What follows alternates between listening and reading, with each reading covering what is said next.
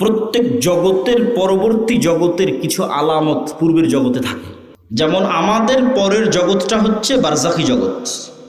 তো বারজাখী জগতের কিছু চিহ্ন ওটা গায়েব, ওই গায়েবের জগতের কিছু চিহ্ন এই জগতে আছে। সেটা হচ্ছে ঘুম।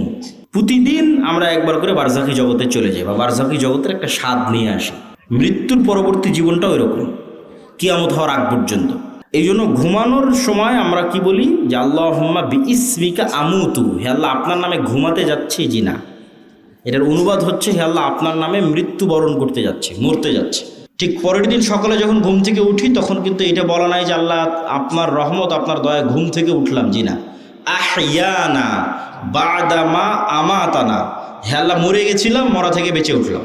কি অনুবাদ দেখেছেন? দোয়ার অনুবাদ কি ভয়ঙ্কর, যে হে আল্লাহ মরে গেছিলাম, মরা থেকে সকালবেলা বেঁচে উঠলাম।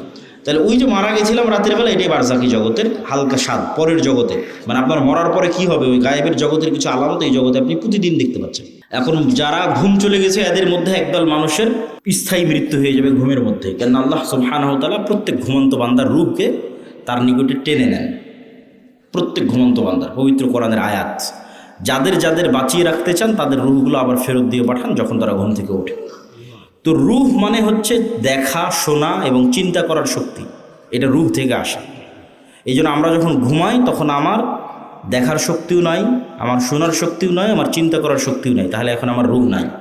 শরীরের সাথে একটা সম্পর্ক বজায় রেখে বের হয়ে গেছে, হালকা একটা সম্পর্ক বজায় রেখে বের গেছে।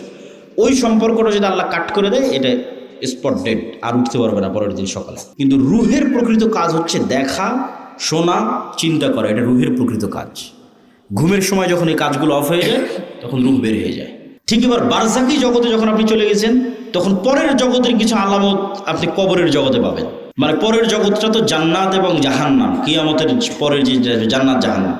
তোর কবরে থাকা অবস্থাতেই জান্নাতের মৃদু আবহাওয়া আসবে, তাহলে আলামত দেখাচ্ছে যে এর পরের যে জগৎ সে জগতে তুমি জান্নাতে যাবা, সেটার কিছুটা আলামত নেও। যেমন দুনিয়াতে থাকতে তুমি ঘুমের মাধ্যমে পরের জগতের কিছু আলামত নিতা, এখন তুমি বারজাখী জগতে আছো, এখানে থাকা অবস্থায় এর পরের জগতের কিছু আলামত নাও। যদি জাহান্নামের হয়, শাস্তিযোগ্য বান্দা হয়, তাহলে জাহান্নামের গরম বাতাস আসতে থাকে তার কবরে। সরাসরি কিন্তু ওকে জাহান্নামে দেওয়া হয়নি, সরাসরি জান্নাতে দেওয়া হয়নি, কিন্তু তার পরের জগতে কি হবে তার কিছু ফিলিংস সে ওখানেই পাচ্ছে। এবং মানুষের আমলের ধরন অনুযায়ী এই রূহগুলো বিভিন্ন পর্যায়ে থাকে, আমলের ধরন অনুযায়ী। যেমন যারা শহীদ তাদের রূহগুলো পাখি হিসেবে জান্নাতে উঠতে থাকে এবং খাবারও গ্রহণ করতে থাকে, ইউরজাকুন, রিজিক দেওয়া হয়। তাহলে যারা শহীদ হয়ে গেল এদের রূহ পাখি হিসেবে জান্নাতে উঠতেছে। এদের চেয়েতেও যারা শ্রেষ্ঠ, শহীদদের চেয়েতেও যারা টপ লেভেলের রূহ, তারা আল্লাহ সুবহানাহু ওয়া তাআলার আরশের নিচে ঝুলন্ত অবস্থায় থাকে বারজাখী জগতে। এদের চাইতেও যারা টপ লেভেলের শ্রেষ্ঠ তারা হচ্ছে নবীরা। তারা দুনিয়া থেকে মৃত্যুবরণ করেছে, কিন্তু নবীদের বারজাখী জগতের জীবনযাপন আরও উন্নত পর্যায়ে, মানে কোয়ালিটি আরও বেশি। কোয়ালিটিটা কেমন? রাসূলুল্লাহ সাল্লাল্লাহু আলাইহি ওয়াসাল্লাম যখন গেলেন প্রথম আসমান, দ্বিতীয়, তৃতীয়, চতুর্থ, পঞ্চম, ষষ্ঠ, সপ্তম সব আসমানে নবীদের সাথে কথা হয়েছে। তো নবীরা তো মরে গেছে দুনিয়াতে, তাহলে ওখানে কীভাবে কথা হচ্ছে? নবীদেরকে সাথে করে না সালাত কীভাবে হচ্ছে? তথা নবীদের বারজাখী জগতের যে জীবন, সেটা বারজাখী জগতে আর যত রূহ আছে তাদের চেয়ে টপ কোয়ালিটির জীবন, যেখানে ইবাদত করাও সম্ভব, যেখানে কথা বলাও সম্ভব। মুসা আলাইহিস সালাম তো কতদিন আগে মরে গেছে, কিন্তু মুসা আলাইহিস সালামের সাথে মুহাম্মদ সাল্লাল্লাহু আলাইহি ওয়াসাল্লামের দেখা হচ্ছে মেরাজের সফরে এবং কথা বলতেছে। তাই এটা হলো বারজাখী জগতের জীবন।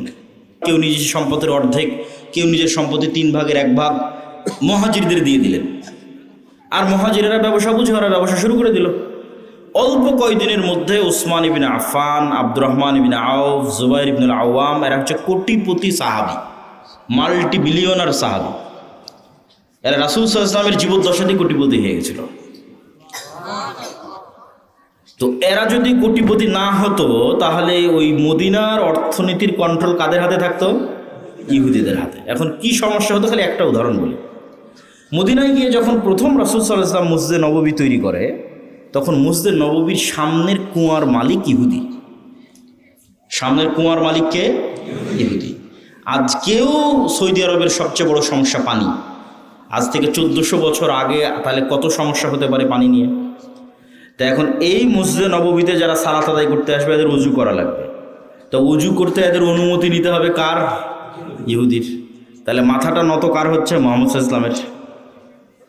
নত হচ্ছে না যে ইহুদি তোমার এখানে আমার উম্মত উজু করবে, একটু অনুমতি দাও। তাহলে অর্থনৈতিক মুক্তি ছাড়া মাথা উঁচু হয় না। মুহাম্মদ সাল্লাল্লাহু আলাইহি ওয়াসাল্লাম বললেন, কে আছে এমন যে এই কুয়া কিনে দিতে পারবে আল্লাহর সন্তুষ্টির জন্য? জান্নাত। ওসমান বিন আফফান বলল, আমি আছি আল্লাহর নবী। আল্লাহু আকবার। তাহলে উনি যে ওনার টাকা দিয়ে মসজিদে নববীর সামনের কুয়াটা কিনে দিলেন, তাদের সম্মান কার রক্ষা হলো? মুহাম্মদ সাল্লাল্লাহু আলাইহি ওয়াসাল্লামের রক্ষা হলো, মাথা উঁচু থাকলো। এই জন্য অর্থনৈতিক মুক্তি ছাড়া কখনো গোলামি থেকে মুক্তি হয় না। উম্মতে মুহাম্মাদি কখনো চাকুরিজীবী জাতি ছিলই না। এই উপনিবেশের পর তারা শিখেছে চাকরি করতে হয়। এটা আল্লামা ইকবালেরও সেম অ্যানালাইসিস, कि नहीं मकाम की खूगर तबीयत आज़ाद सैर मिसाल नसीम पैदा कर हजार चश्मा फूटे तेरे संग राह से खुदी में डूब के ज़रबे मूसा पाए ज़रबे कलीम पैदा कर। তো এই কবিতাটার অর্থ হচ্ছে উনি বুঝাচ্ছেন যে মুসলমানেরা কখনো নির্দিষ্ট জায়গার মুখাপেক্ষী ছিল না। আপনি সব সাহাবীর জীবনী উঠিয়ে দেখেন যে সাহাবীদের 100%-এর 80% নিজ এলাকায় মারা যায়নি, 70% 60% নিজ এলাকায় মারা যায়নি। ধরেন জন্ম হয়েছে মক্কায় অথবা মদিনায়, তারপরে ইসলামিক খেলাফতের রাষ্ট্রের সীমানা যত বাড়তে থেকেছে, কেউ দাওয়াত নিয়ে চলে গেছে মিশরে। যেমন আবদুল্লাহ ইবনে আমর ইবনে আল-আস চলে গেছে মিশরে, আবদুল্লাহ বিন আব্বাস চলে গেছে মক্কায়, আবদুল্লাহ বিন মাসউদ চলে গেছে কুফায়। তাহলে যতদূর পর্যন্ত ইসলামের রাষ্ট্র বাড়তে থেকেছে, এরা কোরআন এবং হাদিসের দাওয়াত নিয়ে ততদূর পর্যন্ত যেতে থেকেছে। কেউ কখনো মনে করেনি যে না আমাকে এখানেই থাকতে হবে। তো মরু যাযাবরেরা কখনো নির্দিষ্ট জায়গার মুখাপেক্ষী হয় না। আর মুসলমানেরা ব্যবসায়ী জাতি, যতদূর পর্যন্ত ইসলাম গেছে তার 50% যদি হয় যুদ্ধ, তো 50% ব্যবসা। যেমন মালয়েশিয়া, ইন্দোনেশিয়া, ব্রুনাই, এগুলোতে কোনোদিন যুদ্ধ হয়নি ইসলামের নামে। তাহলে ওরা ইসলাম গ্রহণ করলো কিভাবে? আরব ব্যবসায়ীরা ব্যবসা করতে করতে চলে গেছে মালয়েশিয়া, ব্যবসা করতে করতে চলে গেছে ইন্দোনেশিয়া, ব্যবসা করতে করতে চলে গেছে ব্রুনাই। ব্যবসা করতে গিয়ে সেখানে মানুষজন তাদের আচার আচরণ, সত্যবাদিতা, ন্যায়পরায়ণতা দেখে ইসলাম গ্রহণ করেছে, এলাকাকে এলাকা, এলাকাকে এলাকা। তো মুসলমানেরা ব্যবসায়ী জাতি। ব্যবসা ছাড়া টাকা ইনকাম করে আপনি দান করতে পারবেন না শান্তি মতো। আর জান্নাত শুধু ইবাদত দিয়ে জান্নাত 100% কনফার্ম করা কঠিন। আবার শুধু পাপ মুক্ত থাকার চেষ্টা করেও 100% জান্নাত কনফার্ম করা কঠিন। যেমন এখানে কেউ দাঁড়িয়ে বলা কঠিন যে আমি আমার জীবনে এক ওয়াক্ত সালাত কাজা করিনি, অথবা এইটা দাঁড়িয়ে বলা খুব কঠিন যে আমি প্রত্যেক 5 ওয়াক্ত সালাতের শুরু থেকে শেষ পর্যন্ত শুধু আল্লাহর কথা স্মরণে রাখি, আর কারো কথা, দুনিয়ার কোনো কথা আমার মাথায় আসে না। এটা বলা কঠিন। তাহলে কেউ কিয়ামতের মাঠে দাঁড়িয়ে আল্লাহকে বলতে পারবে না যে আল্লাহ আমি এক ওয়াক্ত সালাত কাজা দিইনি, অথবা আমাকে জান্নাতে দিতেই হবে। এই চ্যালেঞ্জ দেওয়া কঠিন, জান্নাত দিতেই হবে। অথবা কেউ দাঁড়িয়ে বলবে যে আল্লাহ আমি একটাও গুনাহ করিনি, আমাকে জান্নাত দিতেই হবে, এটাও চ্যালেঞ্জ দেওয়া কঠিন। তাহলে জান্নাতে যাওয়ার জন্য আল্লাহর রহমতের ভিখারি। আল্লাহ ভালো মতো ইবাদত করতে পারিনি, অনেক গুনাহ করেছি, ক্ষমা করে দাও, আল্লাহ দয়া করলে এবার জান্নাত। কিন্তু জান্নাত কনফার্ম করার দুটো রাস্তা আছে, চ্যালেঞ্জ, যে জান্নাত আমারই, যাবই। একটা হচ্ছে জীবন আল্লাহর রাস্তায় দিয়ে শহীদ হয়ে যাওয়া, এটা কনফার্ম 100%। শহীদের রক্ত জমিনে পড়ার আগে তার যদি ইবাদতেরও কোনো কমতি থাকে ওটাও মাফ, আর যদি কোনো গুনাহ থাকে ওটাও মাফ। তাহলে একটা কনফার্মেশন পাওয়া গেল যে জীবন যদি আল্লাহর রাস্তায় দিয়ে দেওয়া যায় জান্নাত কনফার্ম। আরেকটা কনফার্ম করার রাস্তা হচ্ছে টাকা, অর্থনৈতিক ইবাদত, এটাতে জান্নাত কনফার্ম হয়। আল্লাহ জান্নাত বিক্রি করবে। ঠিক যেমন আপনাদের গাইবান্ধা শহরে, গোবিন্দগঞ্জ, সাগাটা, বগুড়া, গুলশান, বনানী, দুবাই, এগুলোতে যেমন প্লট বিক্রি হয়, আপনি ফ্ল্যাট কিনেন, এরকম আল্লাহ সুবহানাহু ওয়া তাআলা জান্নাতের প্লট সেল করবে, বিক্রি করবে। কোরআন মাজিদে অ্যানাউন্স দেওয়া আছে, বিজনেস হিসেবে ঘোষণা দেওয়া আছে, বিক্রি হিসেবে ঘোষণা দেওয়া আছে। আমি বানিয়ে বলতেছি না, ইন্নাল্লাহা আশতারা মিনাল মুমিনিনা আনফুসাহুম ওয়া আমওয়ালাহুম বিআন্না লাহুমুল জান্নাহ হাল আদুল্লুকুম আলা তিজারাতিন তুনজিকুম মিন আযাবিন নার। তাহলে আল্লাহ বিজনেসও ঘোষণা দিয়ে রেখেছে, আল্লাহ সুবহানাহু ওয়া তাআলা ক্রয় বিক্রয় ঘোষণা দিয়ে রেখেছে। তাহলে জান্নাতের বাড়ি, আপনাদের ভাষায় প্লট ফ্ল্যাট আল্লাহ বিক্রি করবে, সেল করবে, এবং এটাকে আল্লাহ ব্যবসা বলছে। এবং এই ব্যবসাটা শতভাগ লাভজনক। কেন শতভাগ লাভজনক সেটাও বলবো। তো তার আগে বুঝি যে টাকা দিয়ে জান্নাত কিভাবে কিনা যাবে। দুনিয়াতেই আল্লাহ সুবহানাহু ওয়া তাআলা অসংখ্য ইবাদতের কমতিতে টাকার জরিমানা দিয়ে মাফ করার ব্যবস্থা করেছেন, এবং অসংখ্য গুনাহের কাফফারায় টাকার জরিমানা দিয়ে মাফ করার ব্যবস্থা করেছেন দুনিয়াতে। যেমন কেউ হজ এবং উমরা করতে গেছে, উমরা করতে গিয়ে কোনো একটা ইবাদত ছুটে গেছে, বড় একটা ইবাদত, জামরায় হয়তো পাথর মারতে যেতে পারেনি, তাহলে ইবাদতে কমতি হয়ে গেছে। এখন আল্লাহ রসুল বলতেছে ঠিক আছে, কমতি যেহেতু হয়ে গেছে, তুমি একটা দম, একটা দুম্বা, একটা খাসি আল্লাহ রাস্তায় কুরবানি করে দাও, ওইটা এটাকে মেকআপ করবে, কাভার দিবে। তাহলে টাকা দিয়ে ইবাদতের কমতি পূরণ করা যাচ্ছে। এবার গুনাহের কাফফারা, রমজান মাসে দিনের বেলায় কেউ তার স্ত্রীর সাথে সাংসারিক জীবনে গেছে, আল্লাহ সুবহানাহু ওয়া তাআলা কোরআনে আয়াত অবতীর্ণ করে বলতেছে গোলাম আজাদ করতে হবে অথবা 60 জন মিসকিনকে খাওয়াতে হবে। তো গোলাম আজাদ করতেও টাকা লাগবে, 60 জন মিসকিনকে খাওয়াতেও টাকা লাগবে। তাহলে টাকাটা দিয়ে গুনাহের কাফফারা হচ্ছে দুনিয়াতেই। এই সেম নিজাম ব্যবস্থা কিয়ামতের মাঠেও থাকবে।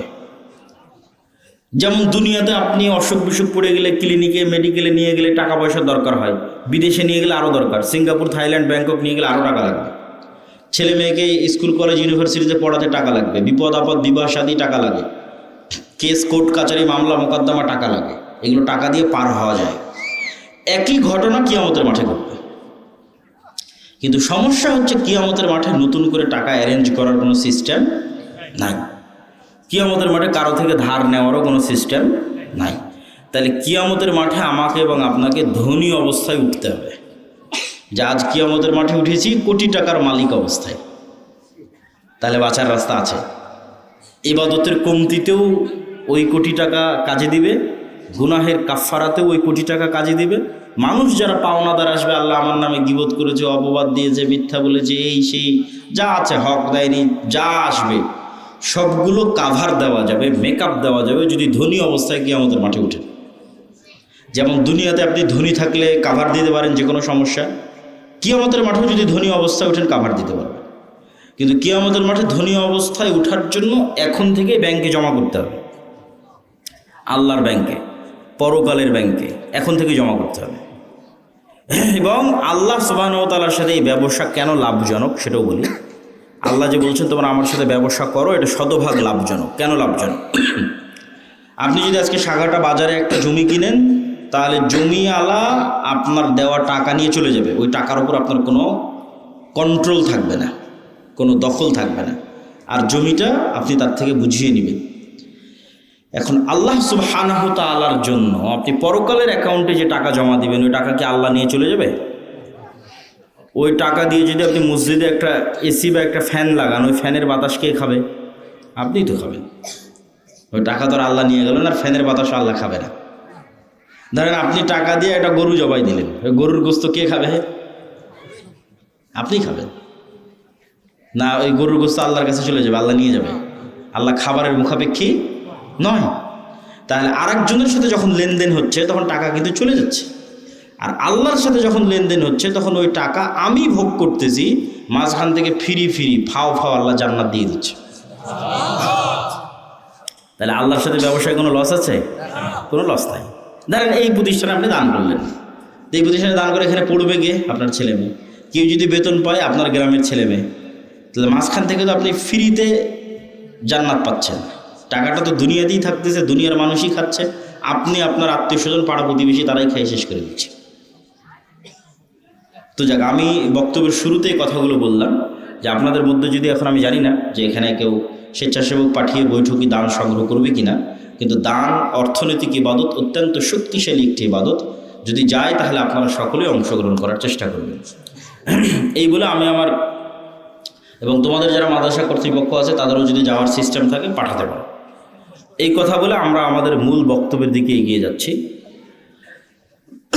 আমাদের মূল বক্তব্য হচ্ছে গোলামি থেকে মুক্তির রাস্তা, এটাই বক্তব্যের আলোচ্য বিষয়। 5টা পয়েন্টে আমরা সংক্ষিপ্ত করে আলোচনা করব। ঈমান বিল গায়বি ইয়াকিন, আল্লাহ সুবহানাহু ওয়া তাআলার সাহায্য ছাড়া বিজয় হয় না। আল্লাহর সাহায্য পাওয়ার জন্য আল্লাহ সুবহানাহু ওয়া তাআলার ইবাদত করতে হয়, সৎ আমল। সৎ আমলের মধ্যে সালাত এবং জিকির সবচেয়ে পাওয়ারফুল। দুনিয়াতে নেতা হওয়ার জন্য জ্ঞান অর্জন এবং সত্যবাদিতা ও ন্যায়পরায়ণতার কোনো বিকল্প নাই। এই 5টা পয়েন্টে আমরা সংক্ষিপ্ত করে ব্যাখ্যা করব এবং বক্তব্যের শেষের দিকে চলে যাব। প্রথম দুটা হচ্ছে ঈমান বিল গায়েবে ইয়াকিন। গায়েব মানে অদৃশ্য। আজকের যুগের মুসলমানদের সবচেয়ে বড় সমস্যা হচ্ছে আসলে প্রকৃত অর্থে মুসলমানদের ঈমানই নাই, ঈমান মজবুত নয়, গায়েবের উপর ঈমান নাই। কেন আজকের দুনিয়া বেশি বাস্তববাদী, বেশি বস্তুবাদী, বেশি দুনিয়ামুখী। ফলত গায়েবের যে লজিক, যে সূত্র, এটা কেউ বুঝেও না, কেউ জানতেও চায় না। কিন্তু গায়েবের কার্যকরণের সূত্র এবং লজিক সবচেয়ে পাওয়ারফুল। এগুলোর জ্ঞান এবং নলেজ কোরআন এবং হাদিসে আছে। যেমন কিছুক্ষণ আগে ধানের কথা বললাম, ওইটার সাথে একটা সূত্র দেখেন, a+b² মতো সূত্র, যে দুনিয়ার লজিকে আমি যদি ধরেন পকেটে আমার 1000 টাকা থাকে, তাহলে 1000 টাকা থেকে যদি আমি 500 টাকা দান করি, যে 1000 টাকা, এখান থেকে 500 টাকা যদি দেই আপনাকে, তাহলে 500 টাকা দুনিয়ার কাগজে কলমের হিসাবে কমে গেল। কিন্তু সাথে সাথেই গায়েবের অদৃশ্য লজিকে প্লাস হয়ে গেল। এটা সূত্র, এটা গায়েবের সূত্র। এই প্লাসের প্রভাব 5 বছর পর দেখা যাবে, 10 বছর পর দেখা যাবে। ঠিক আমি একজনকে 1000 টাকা কর্জ দিলাম, তার সাথে 1100 টাকা সুদ হিসেবে নিলাম। দুনিয়ার হিসেবে 100 টাকা অতিরিক্ত দেখাচ্ছে, কিন্তু গায়েবের লজিকে ওখানে 100 টাকা কমে গেছে। কিন্তু ওই 100 টাকা যে কমে গেছে, এটার প্রভাব 5 বছর 10 বছর পর দেখা যাবে। এগুলো গায়েবের সূত্র। এই গায়েবের সূত্রগুলোর উপর, গায়েবের অস্তিত্ব এবং বাস্তবতার উপর মুসলমানদের ঈমান নাই। যেমন ফেরেশতারা কোথায় যায়, কি করে, ঠিক আছে, আপনার বাড়িতে নূর আছে কিনা, আপনার বাড়িতে শয়তান আছে না ফেরেশতা আছে, আপনার কলবে নূর আছে কিনা, এগুলো সব গায়েব। এগুলো কিন্তু দেখা যায় না, এগুলো গায়েবের জগৎ। কিন্তু এই প্রত্যেকটার বর্ণনা কোরআন এবং হাদিসে আছে। ওইটার উপর আপনার ঈমানের মাত্রা কোন লেভেলে, সেটার উপর নির্ভর করবে আপনি গোলামি থেকে মুক্তি পাবেন কিনা। ঠিক গায়েবের আর একটা বড় অংশ হচ্ছে পরকাল, জান্নাত, জাহান্নাম, বারজাখী জীবন। এগুলো গায়েব। প্রত্যেক জগতের পরবর্তী জগতের কিছু আলামত পূর্বের জগতে থাকে। যেমন আমাদের পরের জগৎটা হচ্ছে বারজাখী জগৎ।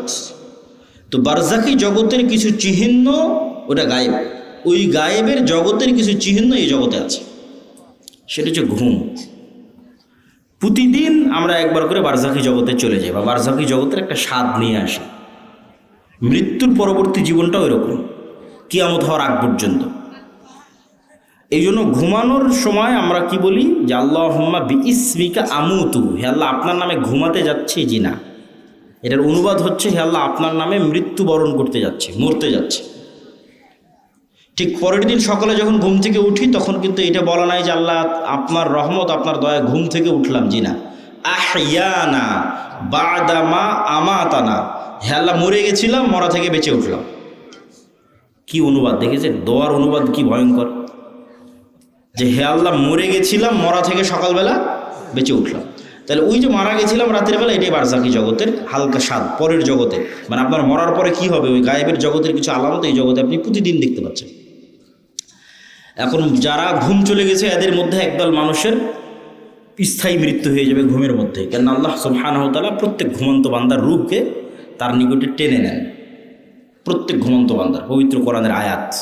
যাদের যাদের বাঁচিয়ে রাখতে চান, তাদের রূহগুলো আবার ফেরত দিয়ে পাঠান যখন তারা ঘুম থেকে ওঠে। তো রূহ মানে হচ্ছে দেখা, শোনা এবং চিন্তা করার শক্তি। এটা রূহ থেকে আসে। এই জন্য আমরা যখন ঘুমাই, তখন আমার দেখার শক্তিও নাই, আমার শোনার শক্তিও নাই, আমার চিন্তা করার শক্তিও নাই। তাহলে এখন আমার রূহ নাই। শরীরের সাথে একটা সম্পর্ক বজায় রেখে বের হয়ে গেছে, হালকা একটা সম্পর্ক বজায় রেখে বের হয়ে গেছে। ওই সম্পর্কটা যদি আল্লাহ কাট করে দেয়, এটা স্পট ডেড, আর উঠতে পারবে না পরের দিন সকালে। কিন্তু রুহের প্রকৃত কাজ হচ্ছে দেখা, শোনা, চিন্তা করা, এটা রুহের প্রকৃত কাজ। ঘুমের সময় যখন এই কাজগুলো অফ হয়ে যায় তখন রুহ বের হয়ে যায়। ঠিক এবার বারজাকি জগতে যখন আপনি চলে গেছেন তখন পরের জগতের কিছু আলামত আপনি কবরের জগতে পাবেন। মানে পরের জগৎটা তো জান্নাত এবং জাহান্নাম, কিয়ামতের পরের যে জান্নাত জাহান্নাম, তো কবরে থাকা অবস্থাতেই জান্নাতের মৃদু আবহাওয়া আসবে, তাহলে আলামত দেখাচ্ছে যে এর পরের যে জগৎ সে জগতে তুমি জান্নাতে যাবা, সেটার কিছুটা আলামত নেও। যেমন দুনিয়াতে থাকতে তুমি ঘুমের মাধ্যমে পরের জগতের কিছু আলামত নিতা, এখন তুমি বারজাকি জগতে আছো, এখানে থাকা অবস্থায় এর পরের জগতের কিছু আলামত নাও। যদি জাহান্নামের হয়, শাস্তিযোগ্য বান্দা হয়, তাহলে জাহান্নামের গরম বাতাস আসতে থাকে তার কবরে। সরাসরি কিন্তু ওকে জাহান্নামে দেওয়া হয়নি, সরাসরি জান্নাতে দেওয়া হয়নি, কিন্তু তার পরের জগতে কি হবে তার কিছু ফিলিংস সে ওখানেই পাচ্ছে।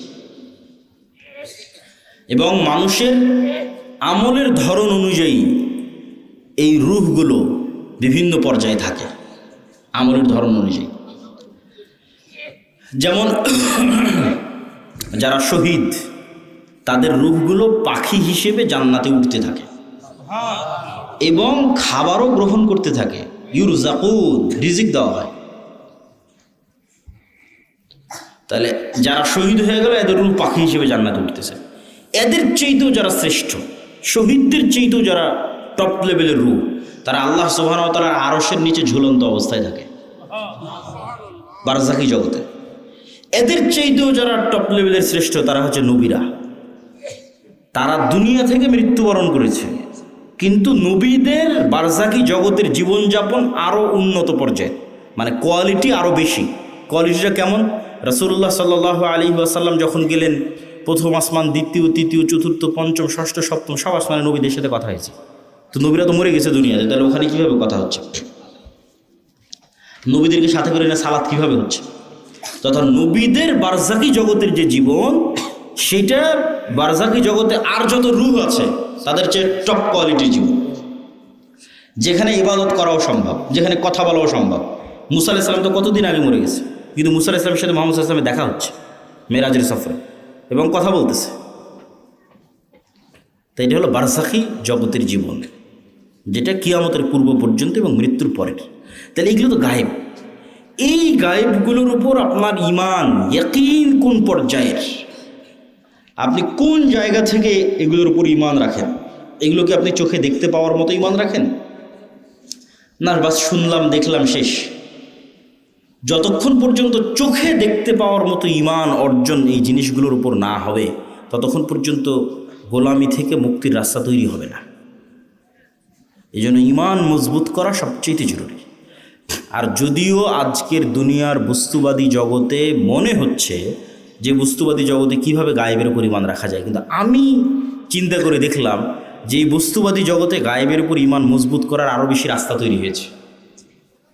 আমার চিন্তা, আমি উল্টাভাবে চিন্তা করেছি যে মানুষ মনে করতেছে যে সে মোবাইলের আনন্দ বিনোদনের মধ্যে ডুবে যাচ্ছে, মদ, জুয়া, আড্ডা, পৃথিবীতে এমন কোনো গুনাহের রাস্তা নেই যেটা বর্তমানে উন্মুক্ত হয়নি, ফলত সে কীভাবে গায়েবের উপর ইয়াকিন রাখবে? গায়েবের তো কোনো আলামত কোথাও দেখাই যায় না।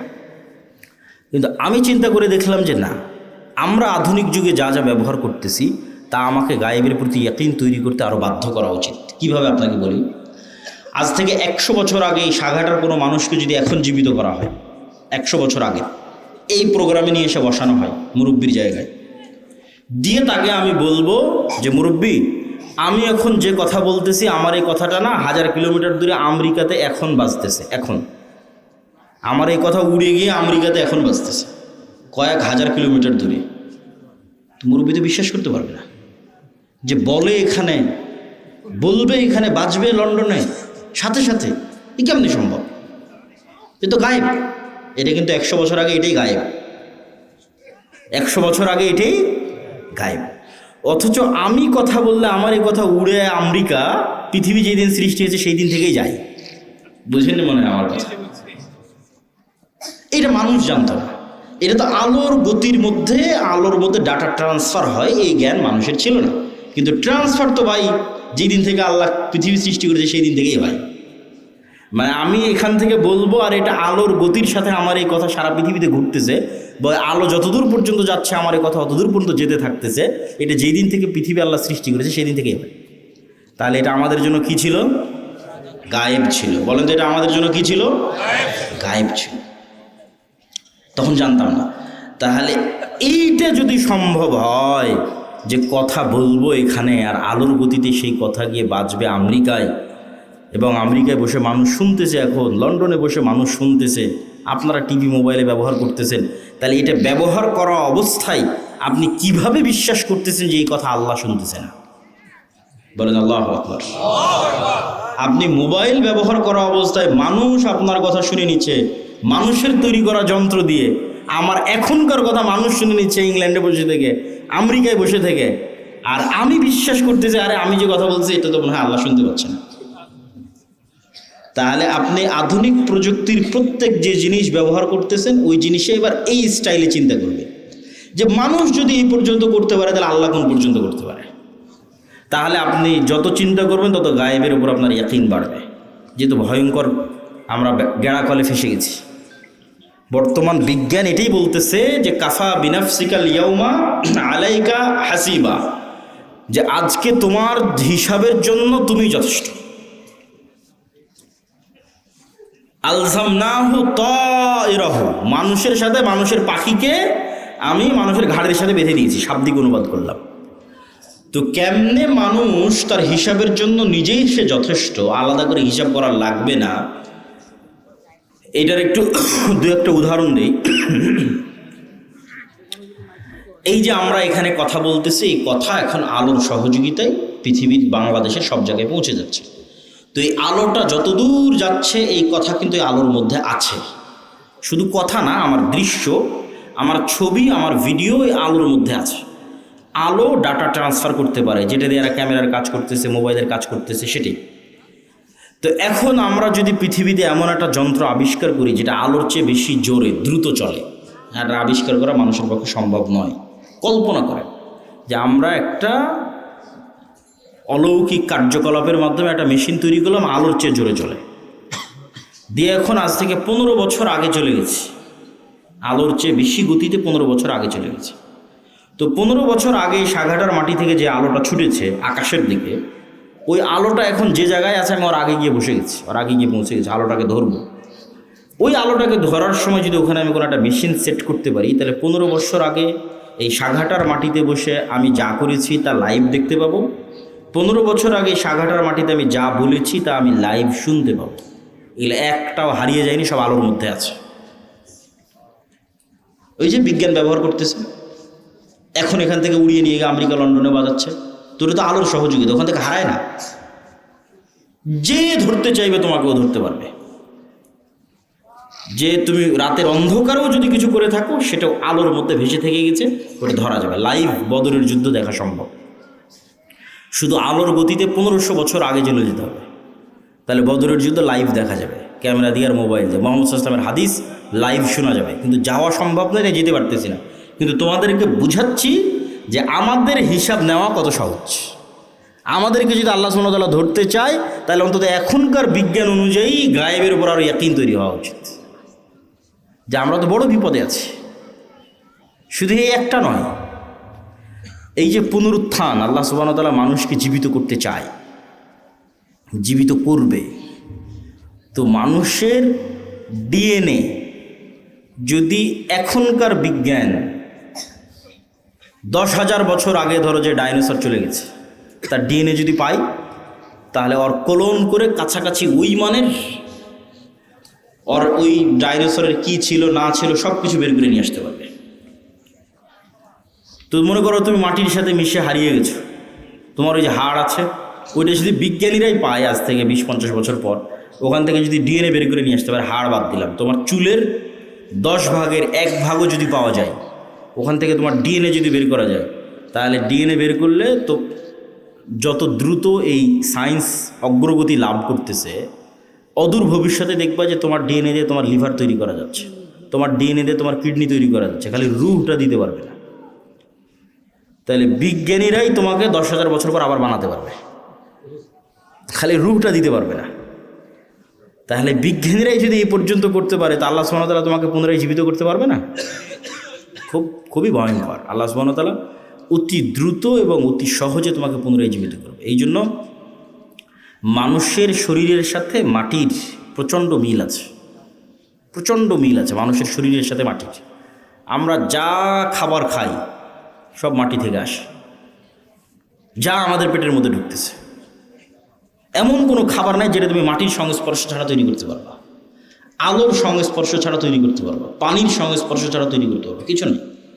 বলো কই আমি গরুর গোশত, তো গরু কি খায়? ঘাস খায়। ঘাস কোথায় হয়? মাটিতে হয়। কোনো খাবার নাই পৃথিবীতে যেটা ওখান থেকে আসতেছে না। তাহলে একটা কলা তৈরি হলো, মাটির কলার গাছ তৈরি হলো, কলার মধ্যে কি আছে? Magnesium, calcium. ওই সেম ম্যাগনেসিয়াম ক্যালসিয়াম তোমার শরীরের মধ্যে আছে। তাহলে ওই ম্যাগনেসিয়ামটা মাটির থেকে আসতেছে। তাহলে মাটির ম্যাগনেসিয়াম আর তোমার শরীরের ম্যাগনেসিয়াম সেম। আজকে আল্লাহ ওই কলা তোমার শরীরের মধ্যে দিয়ে এখানে কোষ তৈরি করতেছে, ব্লাড তৈরি করতেছে। এই কোষ, এই সেম ব্লাড ওই মাটির মধ্যেই তৈরি হয়ে যাবে। কিনা সেম জিনিস ওখান থেকে এখানে আসতেছে। শুধু আল্লাহ এই শরীর উপযুক্ত করার জন্য গাছগুলোকে তৈরি করে দিয়েছে, যাতে সরাসরি মানুষ মাটি খেতে পারবে না, ওখান থেকে ওই মাটির রস শুষেনে যে কলা হবে সেটা মানুষ খেতে পারবে, ওইটা রস শুষেনে যে আম হবে সেটা খেতে পারবে। কিন্তু ওই আমের মধ্যে যে ভিটামিন আছে ওই ভিটামিন মাটি থেকে এসেছে, ওইটা আমার সেম শরীরের মধ্যে আছে। তাহলে আমার শরীরের মধ্যে যা যা আছে তা মাটিতেও আছে। তাহলে মাটিতে সেল তৈরি করা মানে শরীরের কোষ তৈরি করা, মাটির মধ্যে কোষ তৈরি করা, মাটির মধ্যে ব্লাড তৈরি করা, এটা অনটুর ব্যাপার, সেকেন্ডের ব্যাপার। এই জন্য কবর থেকে মানুষ তরতর তরতর করে তরতাজা গাছের মতো পরকালে কবর থেকে উঠে আসবে, মাটি থেকে উঠে আসবে। তো সম্মানিত উপস্থিতি, তাহলে আপনি গায়েবের উপর যতক্ষণ ইয়াকিন তৈরি না করবেন ততক্ষণ আপনি সঠিক সিদ্ধান্ত নিতে পারবেন না। আপনার কাছে মনে হবে এই দুনিয়াই আমার কাছে সব কিছু, অতএব আপনার সকল সিদ্ধান্ত হবে দুনিয়ামুখী। আর যখন আপনি মনে করবেন যে না এই দুনিয়া আমার কাছে কিছুই নয়, আসলে আমার প্রকৃত বসবাসের জায়গা জান্নাত, অতএব আমাকে এখানে বসে থেকে জান্নাতে ঘর বানাতে হবে, আমাকে এখানে বসে থেকে জান্নাতের বাগানে গাছ লাগাতে হবে, আমার স্থায়ী থাকার জায়গা হচ্ছে জান্নাত। এই কল্পনাটা যেই দিন যত মজবুত হবে তত গোলামি থেকে মুক্তির রাস্তা সহজ হবে। এই কল্পনাটা মজবুত হওয়া জরুরি। আল্লাহ সূরা বুরুজের মধ্যে বলছেন ওমা নাকামু মিনহুম ইল্লা ইউমিনু বিল্লাহিল আজিজিল হামিদ, যে সূরা বুরুজের ঘটনায় পুরো একটা এলাকার মানুষকে জ্বলন্ত আগুনে নিক্ষেপ করে দেওয়া হয়েছে, হয় ইমান পরিত্যাগ করো নাহলে আগুনে ঝাঁপিয়ে পড়ে মরে যাও। তো মা তার কোলের সন্তান সহ আগুনে ঝাঁপ দিয়ে পড়ে যাচ্ছে। এটা কেমনে সম্ভব? এটা সম্ভবের একটাই রাস্তা, ওরা যে আগুনে ঝাঁপ দিচ্ছে ওই আগুনকে ওরা নিশ্চিত জান্নাত মনে করতেছে। আর বাড়িতে ফিরে গেলে যে এসি ফ্রিজ ফ্যানের বাতাস আছে ওইটাকে ওরা নিশ্চিত জাহান্নামের আগুন মনে করতেছে। শুধু মনে করা নয়, ইয়াকিনের লেভেলে ওদের বিশ্বাস। ফলত ওরা আগুনে ঢুকতেছে না জান্নাতে ঢুকতেছে? জান্নাতে ঢুকতেছে। এটা ছাড়া আপনি ঢুকতে পারবেন না, এই লেভেলের ইয়াকিন ছাড়া আপনি ঢুকতে পারবেন না। ওরা তো আগুনে ঢুকতেছে না, জান্নাতের মধ্যে ঢুকতেছে, দেখতে পাচ্ছে এটা জান্নাত। এই সেম পরীক্ষা তো দাজ্জালের পরীক্ষা এরকমই হবে।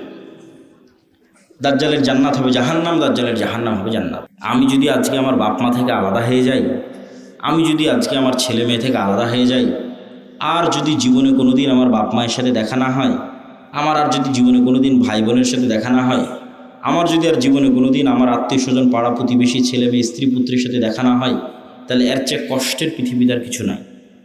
এটা তাহলে কোনো জীবনই হলো না। বরং যদি এর বিপরীতটা হতো, যে এই যমুনা নদীর পাড়ে আমার একটা বিশাল বাড়ি থাকলো, বাংলো বাড়ি, আর সেই বিশাল বাংলো বাড়িতে আমি স্থায়ীভাবে আমার ছেলে মেয়ে স্ত্রী পুত্র বাপ মা সবাইকে নিয়ে, কোনো মৃত্যু নাই, কোনো অসুখ নাই। ছোটোবেলায় যেরকম যমুনা নদী থেকে একটু গোসল করতাম, ওরকম মাঝে মধ্যে গিয়ে গোসল করে আসবো, একটু মাছ ধরতাম, মাঝে মধ্যে একটু মাছ ধরে আসবো, নৌকা চালাতাম, মাঝে মধ্যে একটু নৌকা চালিয়ে আসবো। আর এই জীবনটা পার্মানেন্ট। এইটা যদি তোমার কাছে মনে হয় যে এটা জীবনের সবচেয়ে বড় সফলতা, তাহলে এটা জান্নাতে সম্ভব। সবাই যদি জান্নাতে যায় তাহলে সবাইকে নিয়ে স্থায়ী পার্মানেন্টলি জান্নাতে এটা বাস্তবায়ন করা সম্ভব।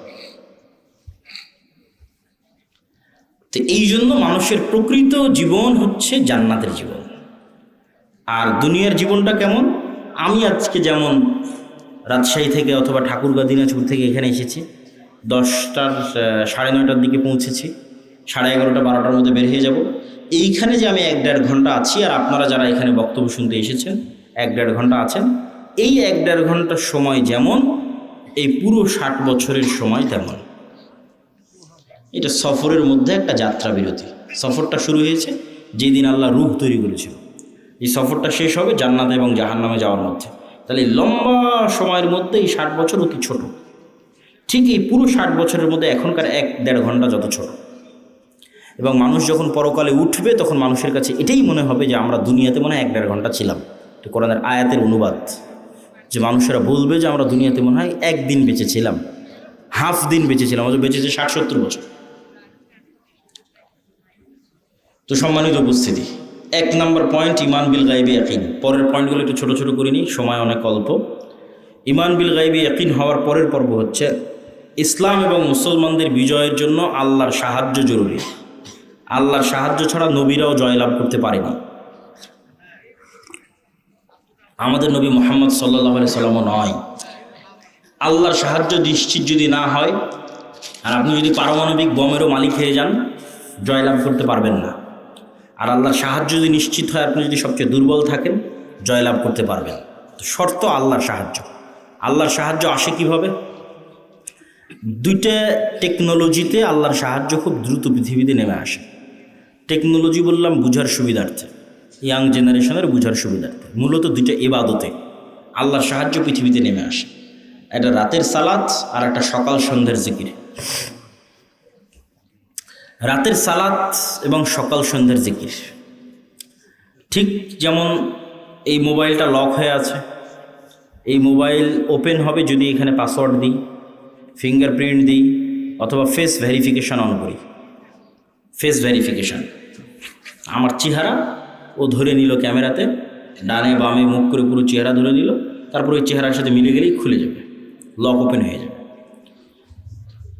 তো আজকের যুগেও অনেক আধুনিক উন্নত প্রযুক্তির দরজা আছে, যে দরজাগুলো ফিঙ্গারপ্রিন্টে ওপেন হয়, কার্ড পাঞ্চ করলে ওপেন হয়। তো মনে করো আমরা পৃথিবীর সবচেয়ে উন্নত প্রযুক্তির একটা দরজার সামনে দাঁড়িয়ে আছি, যে পৃথিবীর সবচেয়ে উন্নত প্রযুক্তির দরজা, যার লক সিস্টেম, পাসওয়ার্ড সিস্টেম পৃথিবীর যে কোনো লক এবং পাসওয়ার্ড সিস্টেমের চেয়ে বেশি ভ্যারাইটিপূর্ণ। তার 1 নাম্বার শর্ত কি?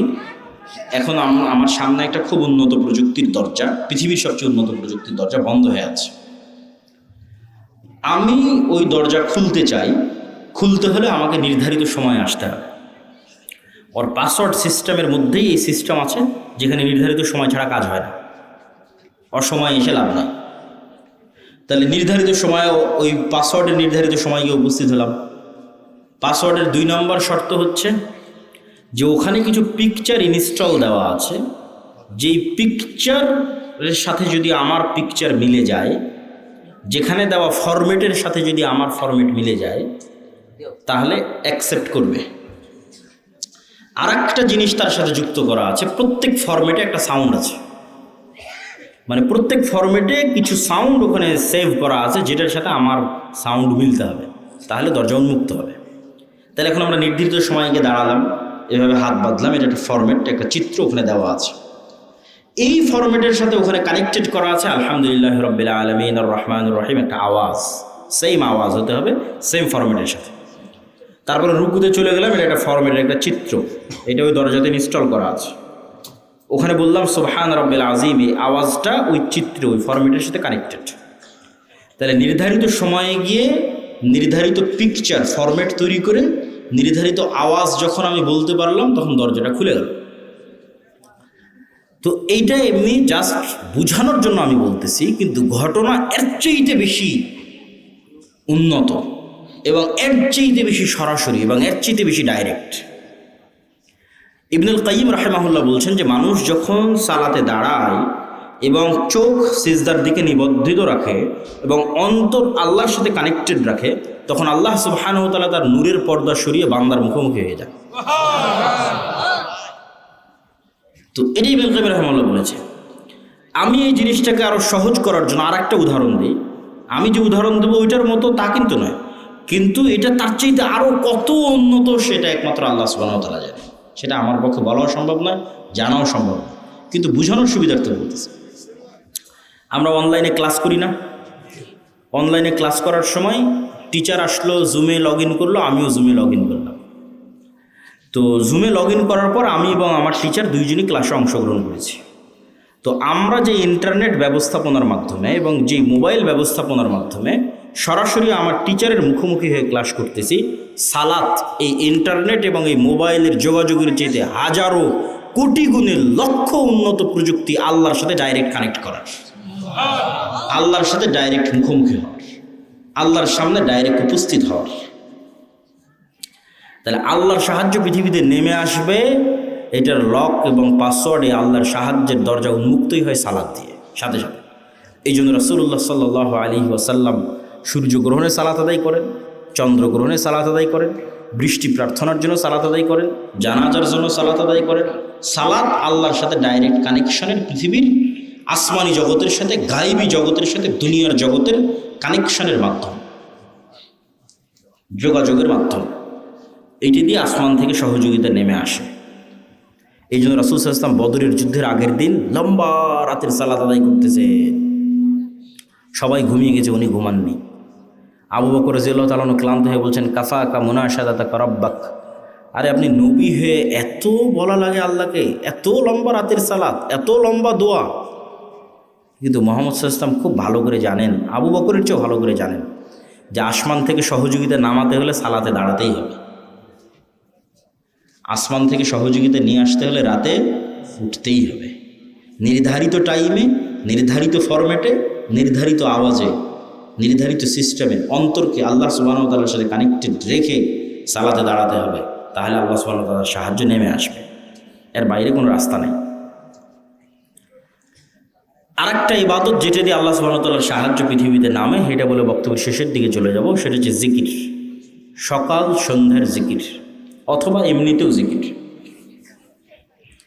জিকিরকে সহজ করে বোঝানোর জন্য আমি বলি, ইয়াং জেনারেশনের বোঝানোর জন্য, সহজ করে বোঝানোর জন্য বলি যে এটা হচ্ছে সাউন্ড টেকনোলজি, শব্দ বা আওয়াজ ভিত্তিক একটা প্রযুক্তি। আমাদের আধুনিক সভ্যতা দাঁড়িয়ে আছে, এই যে ক্যামেরা এবং মোবাইলের সভ্যতা দাঁড়িয়ে আছে আলোর উপর, ওয়েভ তরঙ্গর উপর, যেটা প্রথমে তোমাদের বোঝালাম যে পুরো ইন্টারনেটের এই সভ্যতাটা দাঁড়িয়ে আছে, মোবাইলের এই সভ্যতা দাঁড়িয়ে আছে আলোর তরঙ্গের মধ্যে দিয়ে ডাটা ট্রান্সফার হয়। লিখলে ওখানে থাকে, ভিডিও দিলে ওখানে দেখা যায়, অডিও ভিডিও সবই ওই আলোর মধ্যে আছে, বাতাসের হাওয়ার মধ্যে আছে। ওটাকে ইউজ করে কাজে লাগানো, এটাই হলো আধুনিক সভ্যতার মূল ভিত্তি। তো আরেকটা এর চেয়ে তো হাজার এবং লক্ষ কোটি গুণ পাওয়ারফুল একটা প্রযুক্তি, যেটার ধারে কাছে পৃথিবীর কোনো বিজ্ঞান নেই, সেটা হচ্ছে সাউন্ড টেকনোলজি। বিজ্ঞানের পক্ষে যাওয়া সম্ভব নয়। এই প্রযুক্তির কিছু জ্ঞান আল্লাহ সুলাইমান আলাইহিস সালামকে দিয়েছিলেন।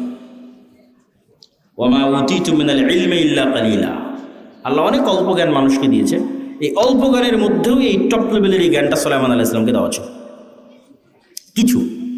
এই জন্য সুলাইমান আলাইহিস সালাম পিঁপড়া কি বলতেছে বুঝতেন, মানে পিঁপড়ার আওয়াজ সুলাইমান আলাইহিস সালাম বুঝতেন। আবার কি বললে পিঁপড়া বুঝবে, মানে কোন আওয়াজ মুখ দিয়ে বের করলে পিঁপড়া বুঝবে, সে আওয়াজ সুলাইমান আলাইহিস সালাম জানতেন। এটা তো আওয়াজের টেকনোলজি, সাউন্ড টেকনোলজি। পাখি কি বলতেছে এটা সুলাইমান আলাইহিস সালাম বুঝতেন, কোন আওয়াজটা বের করলে পাখি বুঝবে, যেমন আমি বাংলা আওয়াজ বের করতেছি আপনি বুঝতেছেন, আবার আমি যদি ইংরেজি শিখি ইংরেজি আওয়াজ বের করবো আপনি বুঝবেন, তো পাখিও তো একটা আওয়াজ বের করছে, আমি তো বুঝি না, তাহলে ওই টেকনোলজির জ্ঞান আমার নাই। আবার আমি কি বললে ওই পাখি বুঝবে সেটাও তো আমি জানি না। তাহলে এটার কিছু জ্ঞান কাকে দেওয়া ছিল? সুলাইমান আলাইহিস সালাতু ওয়াস সালামকে দেওয়া ছিল। সুলাইমান আলাইহিস সালাতু ওয়াস সালাম বললেন যে বিলকিসের সিংহাসন নিয়ে আসতে হবে। তো ইফরিতুম মিনাল জিন, ইফরিত নামক একটা জিন দাঁড়িয়ে বলল যে আপনার চেয়ার থেকে ওঠার পূর্বেই অথবা দাঁড়িয়ে থেকে বসার পূর্বেই আমি বিলকিসের সিংহাসন নিয়ে আসবো। সুলাইমান আলাইহিস সালাম রাজি হলেন না এটাতে। তখন এমন একজন ব্যক্তি যাকে আল্লাহ জ্ঞান দিয়েছিল, এভাবে বলা আছে কোরআনে, এটা কোরআনের আয়াত, এ এখন জিন না মানুষ, ওর নাম কি তা উল্লেখ করা নেই, খালি বলা আছে এমন একজন ব্যক্তি যাকে আল্লাহ কি দিয়েছিল? জ্ঞান দিয়েছিল। সে বলল আপনার চোখের পলক পড়ার পূর্বেই বিলকিসের সিংহাসন এখানে উপস্থিত হবে, জ্ঞান দিয়েছিল। তো অনেক মুফাসসিরিনে কেরাম অ্যানালাইসিস করেছে, বিশ্লেষণ করেছে, এবং আমার কাছে মনে হয় হতে পারে, আল্লাহ ভালো জানে, জ্ঞান আল্লাহর কাছে, যে উনি বিশেষ কোনো জিকির জানতেন, যেই জিকির দিয়ে উনি চোখের পলকে সিংহাসনকে সেখান থেকে উঠিয়ে সুলাইমান আলাইহিস সালামের সামনে পেশ করে দিয়েছেন। এটা হচ্ছে সাউন্ড টেকনোলজি, বিশেষ কোনো জ্ঞান আল্লাহ ওনাকে দিয়েছেন, যিনি বিলকিসের এই সিংহাসনকে সেখান থেকে উঠিয়ে নিয়েছে চোখের পলক। কীভাবে আনা যাবে, কোন প্রযুক্তিতে আনা যাবে, এটার জ্ঞান আল্লাহ তাকে দিয়েছেন। কোরআনে বলা আছে এমন একজন ব্যক্তি যাকে আল্লাহ জ্ঞান দিয়েছেন। তো আওয়াজ যে খুবই পাওয়ারফুল, আওয়াজ যে খুবই শক্তিশালী, তার দুটো উদাহরণ দেই। এক, আল্লাহ কিয়ামত কায়েম করবে আওয়াজ দিয়ে। ইসরাফিলকে রেডি করা আছে, সামনে বাঁশি আছে, বাঁশিতে ফু দিবে, আওয়াজ তৈরি হবে। আওয়াজে আসমান জমিন ভেঙে যাবে, আওয়াজে পাহাড় আকাশে উঠতে থাকবে, আওয়াজে চন্দ্র সূর্য নক্ষত্র রাজি ভেঙে চূর্ণ বিচূর্ণ হয়ে যাবে। কিয়ামত কায়েম হবে আওয়াজে। গেল এক, উদাহরণ নাম্বার এক। উদাহরণ নাম্বার দুই, কিয়ামতের পূর্বে যখন সবাই মারা যাবে, সবার মৃত্যু হবে, আরশ বহনকারী ফেরেশতার মৃত্যু হবে, জিবরাইল, মালাকুল মউত, সবার মৃত্যু হবে। মৃত্যু হওয়ার পর শুনশান নীরব পৃথিবী ওয়ায়াবকা ওয়াজহু রাব্বিকা যুল জালালি ওয়াল ইকরাম কুল্লু মান আলাইহা ফান, সব শেষ হয়ে গেছে, শুধু মহান আল্লাহ রব্বুল আলামিন, রব্বুল ইজ্জাত তিনি আছেন। কতদিন এভাবে থাকবে রব্বুল ইজ্জাত জানে, রব্বুল আলামিন জানে। তারপরে উনি যখন পৃথিবীর সব মানুষকে কিয়ামত কায়েম করতে চাইবেন, তখন ইসরাফিলকে জীবিত করে আবার ওই বাঁশিতে ফু দিতে বলবেন, সেখান থেকে একটা আওয়াজ তৈরি হবে। আওয়াজে দুনিয়ার সব মানুষ কবর থেকে উঠে কিয়ামতের মাঠের দিকে উলঙ্গ অবস্থায় দৌড়াতে থাকবে। তাহলে আওয়াজ কত পাওয়ারফুল, আওয়াজের ধরন কত পাওয়ারফুল হতে পারে যে আওয়াজে সব মানুষ জীবিত হয়ে যাবে, আওয়াজে আসমান জমিন ধ্বংস হয়ে যাবে। আওয়াজ যে শক্তিশালী, শব্দ যে শক্তিশালী, বাক্য যে শক্তিশালী, সাউন্ড যে শক্তিশালী, এর আরেকটা উদাহরণ দিয়ে এই পর্বের আলোচনা শেষ করি। আল্লাহ সুবহানাহু ওয়া তাআলা বলছেন ইউসাব্বিহু লিল্লাহি মা ফিস সামাওয়াতি ওয়া মা ফিল আরজ। এটা গায়েবের নিউজ, গায়েবে এটা চলতেছে, আমরা জানি না, আল্লাহ নিজে সংবাদ দিচ্ছে। সেটা কি? আসমান জমিন এবং তার মধ্যে যা কিছু আছে, এই টিস্যু হোক, আর এই পিরিচের প্লেট হোক, আর এই পোস্টার হোক, আর এই গায়ের জামা হোক, আর প্যান্ডেল হোক, আর এই মাইক হোক, আর মোবাইল হোক, এরা 24 ঘন্টা আল্লাহর তাসবিহ পাঠ করতেছে। আল্লাহু আকবার। আসমান এবং জমিনের মধ্যে যা কিছু আছে, কীট পতঙ্গ, পঙ্গপাল, জীব জন্তু, জানোয়ার, সব আল্লাহর তাসবিহ পাঠ করতেছে 24 ঘন্টা। তাহলে 24 ঘন্টা আল্লাহ তাসবিহ পাঠ করতেছে, মানে আওয়াজ বের হচ্ছে। নিশ্চিত থাকেন এগুলো থেকে আওয়াজ বের হচ্ছে, এগুলো থেকে আওয়াজ বের হচ্ছে। এবং এরা শুধু আওয়াজ বের করে না, এরা আওয়াজ বুঝে এবং শোনে। রাসূল সাল্লাল্লাহু আলাইহি ওয়াসাল্লাম বলতেছে, এই কে হইচই করে, কি সমস্যা? এত গুরুত্বপূর্ণ আলোচনা হচ্ছে, তার মধ্যে সমস্যা করলে হয়? এই পিরিচ আওয়াজ শুধু বের করতেছে না, আওয়াজ শোনে। রাসূল সাল্লাল্লাহু আলাইহি ওয়াসাল্লাম বলতেছে, মুয়াজ্জিন যখন আজান দেয়, যতদূর পর্যন্ত তার আওয়াজ যায়, প্রত্যেকটা জীব জন্তু, জড়বস্তু, জড় পদার্থ, কীট পতঙ্গ, পঙ্গপাল, ধূলিকণা, বালিকণা, সব ওই আওয়াজ বুঝে কিয়ামতের মাঠে সাক্ষী দিবে। আল্লাহু আকবার। তাহলে আওয়াজের উপরেই সব দাঁড়িয়ে আছে। এরা 24 ঘন্টা তাসবিহ পাঠ করতেছে, আবার আপনি তাসবিহ পড়লে এরা বুঝতেও পারতেছে।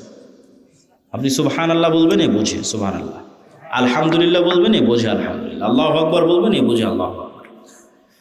এই জন্য জিকির খুবই পাওয়ারফুল। আর এই জন্য আল্লাহ সুবহানাহু ওয়া তাআলা উম্মতে মুহাম্মাদিকে যেই নিয়ামতটা দিয়েছেন, এটা পৃথিবীর সবচেয়ে শক্তিশালী। মুসা আলাইহি সালাতু ওয়াসসালামের লাঠি এবং ঈসা আলাইহিস সালাতু ওয়াসসালাম যে জীবিতকে মৃত করতেন, আর অন্ধকে চক্ষুষ্মান করতেন, টাক মাথায় হাত দিলে চুল গজিয়ে যেত, এগুলো সবগুলোর চেয়ে পাওয়ারফুল হচ্ছে কোরআন। কেন মুসা আলাইহিস সালামের লাঠির চেয়ে পাওয়ারফুল? কেন এই কোরআন সরাসরি আল্লাহর নিজের আওয়াজ। বলেন আল্লাহু আকবার। আল্লাহর নিজের সাউন্ড, আল্লাহর নিজের শব্দ, আল্লাহর নিজের বাক্য। পৃথিবীতে থাকা একমাত্র কিছু যা ডাইরেক্টলি কানেক্টেড রব্বুল আলামিনের জাতের সাথে, একমাত্র। আর বাকি পৃথিবীর সব আল্লাহর সৃষ্টি। শুধু কোরআন সরাসরি আল্লাহর আওয়াজ, আল্লাহর সাউন্ড, যা আল্লাহর থেকে জিবরাইল আলাইহিস সালাম শুনেছে, জিবরাইল আলাইহিস সালাম থেকে মুহাম্মদ সাল্লাল্লাহু আলাইহি ওয়াসাল্লাম শুনেছে, তার কাছ থেকে আমরা শুনেছি। তাহলে উম্মতে মুহাম্মাদের উপর সবচেয়ে বড় নিয়ামত হচ্ছে কোরআন। আর এই জন্য সবচেয়ে বড় জিকির হচ্ছে কোরআন। সর্বশ্রেষ্ঠ জিকির হচ্ছে কোরআন তেলাওয়াত। কিন্তু এই কোরআন বুঝলে তো, মানলে তো উম্মতে মুহাম্মাদের মুক্তি হবে। কেউ বুঝেও না, কেউ মানেও না, হাফেজ হয়ে শেষ, তাহলে তো হবে না। শুধু কোরআন আরবিতে পড়া শিখে নিলাম দিয়ে শেষ না। কোরআনে আল্লাহ সুবহানাহু ওয়া তাআলা বোঝার জিনিস দিয়েছেন, চিন্তা করার জিনিস দিয়েছেন। এটা খুব জরুরি। তো আমাদের বক্তব্যের শেষ দুইটা পয়েন্ট, আজকের অবশ্য সব আলোচনা আল্লাহর পথে যাত্রা এই বইয়ের মধ্যে আছে। এই বইটা প্রত্যেক মসজিদ, মাদ্রাসায়, স্কুল, কলেজে প্রতি সপ্তাহে অন্তত একদিন সাপ্তাহিক দার্সের অন্তর্ভুক্ত করা উচিত, পাঠচক্র, তালিমি বৈঠকের অন্তর্ভুক্ত করা উচিত। তবে বইটা আজকে নাই, এর আগের প্রোগ্রামই শেষ হয়ে গেছে। আজকে মনে হয় শুধু 2-3টা বই আছে, তার মধ্যে এই উপদেশ একটা, আর কি আছে, আর ফতোয়া সিরিজ একটা, শুধু 3-4টাই বই আছে। উপদেশ 2-3টে আর ফতোয়ার একটা। আগের প্রোগ্রামে সব বই শেষ হয়ে যাওয়াতে আমরা এখানে নিয়ে আসতে পারিনি।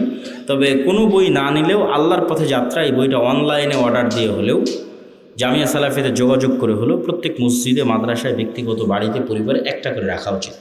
এটা ঈমান বিল গায়বে ইয়াকিন তৈরি করার জন্য। শেষ 2 পয়েন্ট, সত্যবাদিতা, ন্যায়পরায়ণতার জ্ঞান ও শিক্ষা। পৃথিবীতে গোলামি থেকে মুক্ত হওয়ার জন্য এবং নেতা হওয়ার জন্য আল্লাহ কিছু ফাংশন পৃথিবীতে রেখেছে। এতক্ষণ যেগুলো বলে সব গায়েবের ফাংশন, এখন বাস্তব জগতের ফাংশনগুলো। বাস্তব জগতেও কিন্তু আল্লাহর তৈরি করা ফাংশন কাজ করে। যেমন আল্লাহ আগুন তৈরি করেছে জ্বালানোর জন্য। আল্লাহ ছুরি বা লোহাকের মধ্যে ওকে যার গলায় ধরবেন কেটে যাবে। এগুলোর মধ্যে কাটার শক্তি, জ্বালানোর শক্তি আল্লাহর দেওয়া, মানুষের পক্ষে দেওয়া সম্ভব নয়। তো আগুন জ্বালাবে এই সিস্টেম আল্লাহর দেওয়া, ছুরি কাটবে এই সিস্টেম আল্লাহর দেওয়া। এখন তরবারিকে যদি হামজা রাদিয়াল্লাহু তাআলার গলায়ও ধরা হয়, আল্লাহর নবীর চাচা, তাও কেটে যাবে, কেন আল্লাহ তার তৈরি করা সিস্টেম, রুল ভাঙে না। এখন একটা বম যদি পৃথিবীর সর্বশ্রেষ্ঠ তাকওয়াবান আল্লাহওয়ালা মানুষের গায়েও মারা হয়, মরে যাবে, কিছু করার নাই। সিস্টেম ওয়ার্ক করবে, ফাংশন কাজ করবে। তো পৃথিবীতে নেতা হওয়ার ফাংশন হচ্ছে, গোলামি থেকে মুক্তির ফাংশন হচ্ছে, অপশন হচ্ছে, বাটন হচ্ছে। মোবাইলে যেমন বাটন আছে কল দেওয়ার, ফ্ল্যাশ লাইট জ্বালানোর, এরকম পৃথিবীতে নেতা হব আমি, গোলামি থেকে মুক্তি চাই, কি ফাংশনে কাজ করবে? তার একটা হচ্ছে জ্ঞান এবং শিক্ষা। জ্ঞান এবং শিক্ষা এটা একটা বাটন, এই বাটনে চাপ দিলে নেতা তৈরি হয়, অটোমেটিক হবেই। আর জ্ঞান শিক্ষার উল্টাটা কি? জ্ঞান শিক্ষার উল্টা হচ্ছে যেটা সাঘাটার যুবকেরা করতেছে, free fire, PUBG, TikTok, Facebook, YouTube, reels, বিড়ি, সিগারেট, গাঞ্জা, সময় নষ্ট, আইপিএল, বিপিএল, অনলাইন জুয়া, এগুলো হচ্ছে প্রত্যেকটা জ্ঞানের উল্টা কাজ। ওই ফাংশন, ওই বাটন যে চাপ দিবে ও গোলাম হবে। এখন পৃথিবীতে যদি আমেরিকা এবং ইউরোপের এবং ইসরায়েলের ইহুদিরা জ্ঞান অর্জন করে, আর সাঘাটার যুবকেরা যদি এগুলো করে, তো আল্লাহ সুবহানাহু ওয়া তাআলা কখনোই তার রুলস ব্রেক করে, তার সিস্টেম ব্রেক করে এসে বলবে না, এই ইহুদিরা, খ্রিস্টানেরা, তোরা থাম, তোরা তো অনেক জ্ঞান অর্জন করতেছিস, তোদেরকে নেতা হতে দেওয়া যাবে না। আমার সাঘাটার কিছু মুসলমান জুয়াখোর, মদখোর আছে, ওদেরকে নেতা বানাবো। হবে নাকি? হ্যাঁ, হবে না। তাহলে সাঘাটার যারা জুয়াখোর, মদখোর আছে, এরা গোলাম হবে। এই ফাংশনের উপরেই পৃথিবী দাঁড় করানো আছে। আর ও যদি ইহুদিও হয়েও জ্ঞান অর্জন করে, ও কি হবে? জোরে বলেন না, কি হবে? আরো জোরে বলেন, কি হবে? নেতা হবে। তাহলে গোলামির জিঞ্জির আমাদের হাতে এবং পায়ে আমরাই বাঁধতেছি। জ্ঞান বিমুখ হওয়ার মাধ্যমে আমাদের হাতে এবং পায়ে গোলামির জিঞ্জির আমরাই বাঁধতেছি। গোলামির জিঞ্জির খুলতে হবে নিজেকে, জ্ঞান অর্জন করতে হবে। জ্ঞান এবং শিক্ষা ছাড়া গোলামি থেকে মুক্তির কোনো রাস্তা নাই। 2 নাম্বার আর একটা বাটন হচ্ছে ন্যায়পরায়ণতা এবং সত্যবাদিতা। আর এর উল্টা বাটনটা হচ্ছে 2 নাম্বারই রাস্তা, ধোঁকাবাজির রাস্তা, দুর্নীতির রাস্তা, মিথ্যার রাস্তা। তাহলে এই 2 নাম্বার, মিথ্যা, দুর্নীতি, ধোঁকাবাজি, এটা হচ্ছে গোলামির রাস্তা। সত্যবাদিতার, ন্যায়পরায়ণতার যে নেতা হওয়ার রাস্তা। তাহলে তোমাদের 300 আসনের যে এমপিরা আছে, এরা সবাই গণতান্ত্রিক সিস্টেমের মধ্যে লবি, লিয়াজু, ধোঁকা, টাকা পয়সা, লেনদেন, এই গোলামির রাস্তার মধ্যে দিয়ে তারা নেতা হচ্ছে। তাহলে এই গোলামির কালচারের মধ্যে দিয়ে যারা এমপি হচ্ছে, এরা নেতা না গোলাম? এত আস্তে বললে হবে? নেতা না গোলাম? গোলাম। নেতা নয়। আপনি মনে করছেন নেতা না, কেন নেতা নয় সেটাও বলি না। যে এই 2 নম্বরই রাস্তার কালচারের মধ্যে দিয়ে এমপি হচ্ছে, মিনিস্টার হচ্ছে, প্রাইম মিনিস্টার হচ্ছে, ওকে কালকে ভারত আর আমেরিকা টাকা দিয়ে কিনে নিতে পারবে। ওকে বলবে যে বাংলাদেশে যা দুর্নীতি করার লাগে করো, সব টাকা পাচার করে আমার দেশে পাঠাও, জনগণ যখন ধরে মার দিবে আমার দেশে চলে আসো। তাহলে ও নেতা না গোলাম? তাহলে ততক্ষণ নেতা হওয়া যায় না যতক্ষণ শতভাগ সত্যবাদী ন্যায়পরায়ণ না হওয়া যায়। আর কোন রাস্তা নাই পৃথিবীতে নেতা হওয়ার।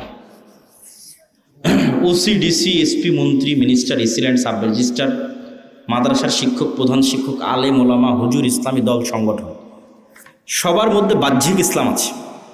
বেশিরভাগের মধ্যে 50% হয়তো সালাত আদায় করে, 60-70% হয়তো উমরা করে। কিন্তু এই চেয়ারটাতে যখন বসতেছে তখন চেয়ারের আমানত আর রক্ষা করে না। তখন 2 নম্বরই রাস্তা অবলম্বন করে, ঘুষ, সুদ, দুর্নীতি, টাকা পয়সা সবগুলোর মধ্যে ঢুকে পড়ে। তাহলে সে আসলে বুঝেইনি ইসলাম কি, সে আসলে মুনাফিক। সে কি? মুনাফিক। রাসূল সাল্লাল্লাহু আলাইহি ওয়াসাল্লামের হাদিস যে সে মুনাফিক। এখন আপনারা সাগাটার মানুষ কেমনে পরীক্ষা করবেন যে আপনি নেতা হওয়ার যোগ্য না যোগ্য না? জ্ঞান আর শিক্ষার পরীক্ষাতে এমনি করতে পারবেন, জ্ঞান অর্জন শিক্ষার সাথে আছেন কিনা। ন্যায়পরায়ণতা, সত্যবাদিতার পরীক্ষা কেমনি করবেন? আপনারা যদি আপনাদের পিতার সম্পত্তিতে নিজ নিজ বোনকে ন্যায়ের সাথে, ইনসাফের সাথে তার যে সম্পত্তি পাওয়ার হক সেটা দিয়ে থাকেন, তাহলে আপনার মধ্যে নেতা হওয়ার গুণ বিরাজমান আছে।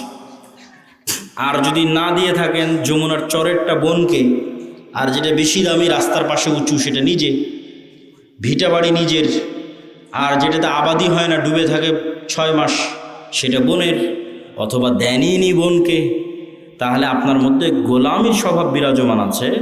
আপনিও গোলাম, আপনার পরবর্তী 14 পুরুষ পর্যন্ত গোলাম থাকবে। এবং আপনাকে যদি আমি আজকে বাংলাদেশের প্রধানমন্ত্রী বানিয়ে দিই, আপনি গত 16 বছরের চেয়ে বেশি দুর্নীতি করবেন।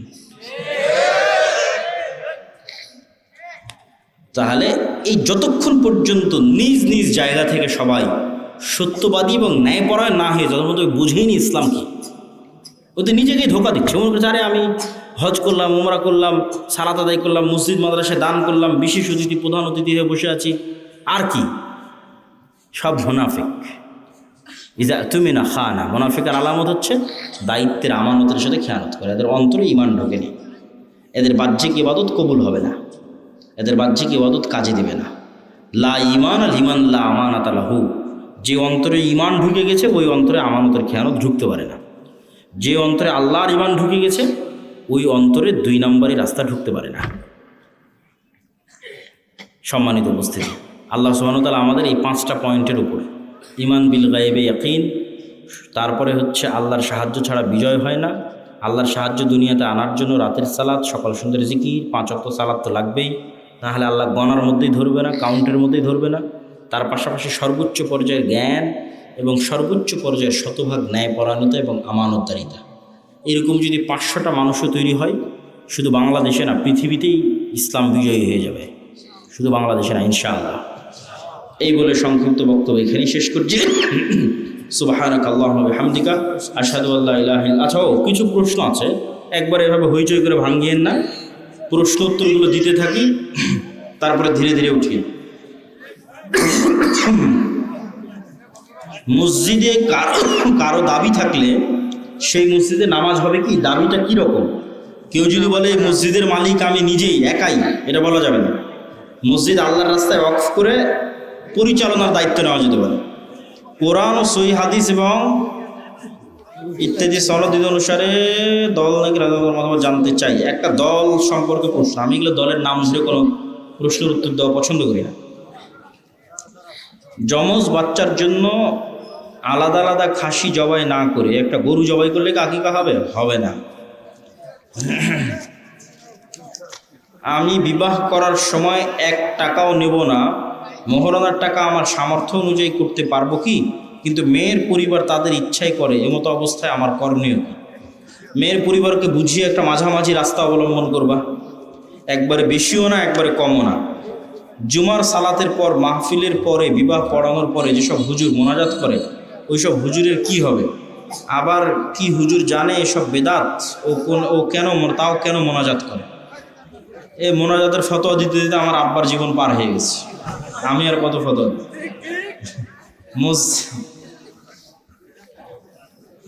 ক্যালেন্ডার মসজিদের সামনে রাখা যাবে কি না? পশ্চিম দিকে যেদিকে মুখ করে আমরা সালাত আদায় করি ওই দিকে কিচ্ছু রাখা যাবে না। একদম সাদা পরিষ্কার ধবধবে, কিচ্ছু থাকবে না, যা থাকবে পিছনে, এমনকি ঘড়িও সামনে থাকবে না, পিছনে থাকবে। আমি পিতার বড় ছেলে, সংসারে বেশি পরিশ্রম করেছি, পিতার সম্পত্তিতে শ্রমের বিনিময়ে বেশি দাবি করা যাবে কি? এই সমস্যায় প্রায় সংসারেরই যারা বড় ভাই থাকে, দায়িত্ব পালন করে, তাদের সবারই সমঝোতার ভিত্তিতে আসলে আলহামদুলিল্লাহ করতে পারো, কিন্তু সমঝোতার ভিত্তিতে না যাবে না। আচ্ছা, আমাদের আজকের এই প্রতিষ্ঠানটা আল জামিয়া সালাফিয়ার যে শিক্ষা বোর্ড, রবিতাতুল মাদারিস সালাফিয়া, সেটির সাথে অধিভুক্ত, তথা জামিয়া সালাফিয়ার সিলেবাসে এবং জামিয়া সালাফিয়ার থেকে শিক্ষক প্রশিক্ষণ নিয়ে কয়দিন আগে প্রায় 1 সপ্তাহ ব্যাপী জামিয়া সালাফিয়াতে শতাধিক শিক্ষকের প্রশিক্ষণ হয়েছে। আপনি ছিলেন? মাশাআল্লাহ, বারাকাল্লাহ ফিক। এই প্রতিষ্ঠান থেকেও শিক্ষকেরা গেছিল ট্রেনিং নেওয়ার জন্য। তো জামিয়ার সিলেবাসে এবং জামিয়ার কাছ থেকে ট্রেনিং প্রাপ্ত হয়ে এই প্রতিষ্ঠান পরিচালিত হচ্ছে। মূল্যায়ন করবেন। এই একই প্রশ্নে দিয়ে অযথা ফিতনা তৈরি করার দরকার নেই। 3টে দিয়েছে একই প্রশ্ন। বৈঠক শেষে দোয়া পড়ি, সুবহানাকা আল্লাহুম্মা ওয়া বিহামদিকা আশহাদু আল্লা ইলাহা ইল্লা আনতা আস্তাগফিরুকা ওয়া আতুবু ইলাইক। বই আছে মাত্র 3-4 কপি, যারা নিবা নিয়ে নাও। ও হ্যাঁ হ্যাঁ, জাযাকাল্লাহ খাইর। আর কারো প্রশ্ন আছে কি? চলে যাবে, যদি থাকে আপনারা বলতে পারেন, বিতর্ক প্রশ্ন বাদ দিয়ে জানার ইচ্ছা থাকবে। আছে কি কেউ প্রশ্ন করতে চান? আমি মসজিদের মেহরাবের ভিতর হুজুর দ্বারা সালাত আদায় করলে সালাত হবে কি? এটার উত্তর আমি জানি না বাবা। মেহরাবের বিতর্কিত, বিতর্কিত মাসালা, এটা নিয়ে এর আগে যে উমরা করা যাবে, আমি 30 সালে হজে গেলাম, তার আগে মানে 25 সালে আমি উমরা করতে যাবো, এরকম কি আছে?